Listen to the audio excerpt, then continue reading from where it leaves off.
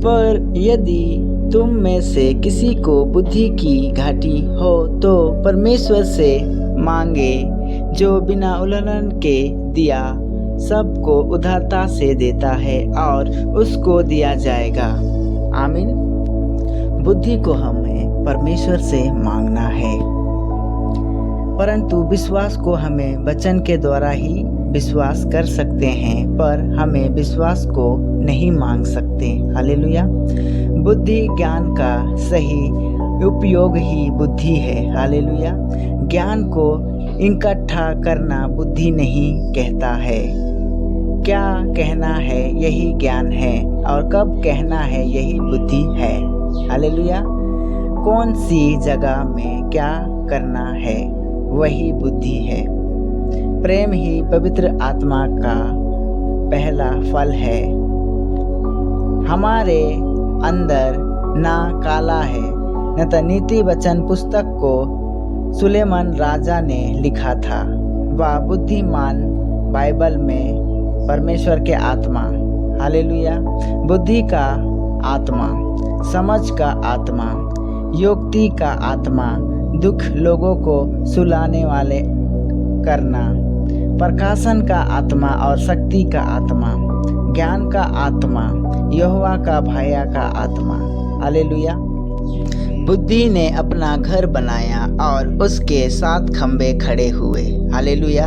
तो हम आज देखते हैं 7 खंबे किस तरह से, जब हम किसी घर को बनाते हैं तो उसमें भी चारों कॉर्नर में मतलब वो करते हैं। हालेलुया। उसी प्रकार परमेश्वर ने आकाश और पृथ्वी को भी अपने बुद्धि के तरीका से बनाया कि हमें उसे किस तरीका से इस्तेमाल करना है। जब हम चेयर को बनाते हैं तो कुछ सोच के बनाते हैं कि उसको हम बुद्धि लगाते हैं कि हम इसको इस डिज़ाइन से बनाएं, चाहे उस तरीका से बनाएं तो अच्छा दिखे। उसी को ही हम बुद्धि कहते हैं। हालेलुया।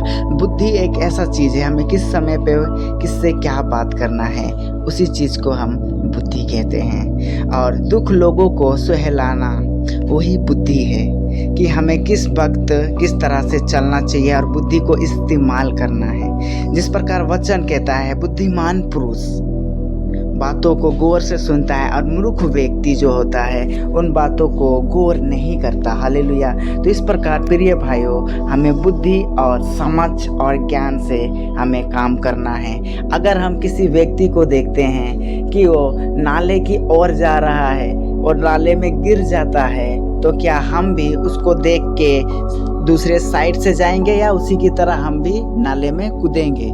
नहीं कूदेंगे ना। उसी प्रकार तो बुद्धि उसी चीज़ को कहते हैं। जब किसी को हम गलती करते हुए देखते हैं, हालेलुया, जब किसी को हम गलती करते हुए देखते हैं तो उसको गलती को देख कर हमें कुछ सीखना है, ना कि उसी को हमें दोहराते हैं। अक्सर हम कई बार उसे दोहराते हैं, तो वो चीज़ बुद्धि नहीं है, वो बेवकूफ़ी वाली हरकत है। तो बुद्धि क्या कहती है दूसरे वचन में? क्या बुद्धि नहीं पुकारती? क्या समझ ऊंचे शब्द से नहीं बोलती है? हालेलुया।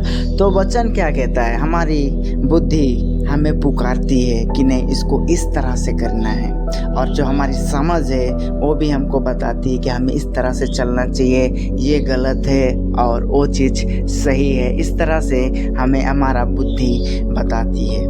ठीक है। तो इसी प्रकार हमें कंटिन्यू चलते रहना है। ठीक है। और इस वचन से आप लोगों को आशीष मिले। सबको जय मसीह की।